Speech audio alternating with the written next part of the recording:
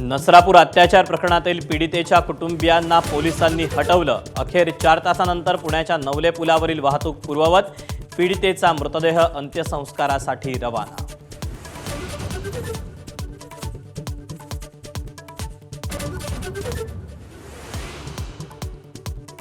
पीडितेच्या कुटुंबियांची उद्या घरी जाऊन भेट घेणार पुणे पोलीस आयुक्त अमितेश कुमार यांची माहिती। तर आंदोलकांवर कोणताही लाठीचार्ज झाला नसल्याचाही दावा।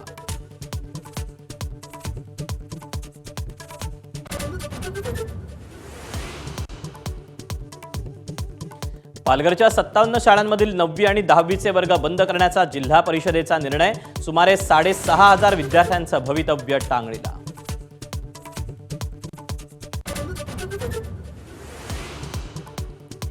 मुंबई पालिकेतील अनुपस्थिती प्रकरणी अमित साटम यांच्याकडून नगरसेवकांची कानउघाडणी। पक्षशिस्त पाळणार नसाल तर निधी देताना विचार करू, अमित साटम यांची तंबी।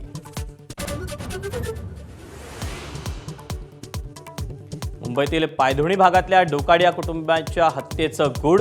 एकाच्या शरीरात मॉर्फिन आढळल्यानं संशय बळावला। तर कल्याण कृषी उत्पन्न बाजार समितीत 4 दिवसांपासून 12 ट्रक कलिंगड पडून।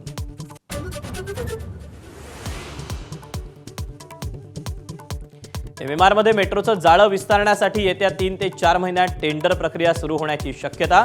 नवी मुंबई, मुंबई, ठाणे, कल्याण, डोंबिवली आणि पनवेल परस्परांशी जोडलं जाणार।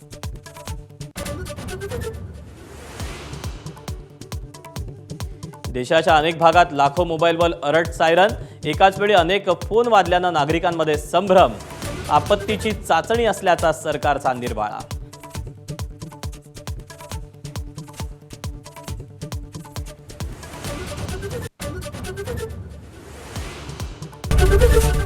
एबीपी माझा, उघडा डोळे बघा नीट।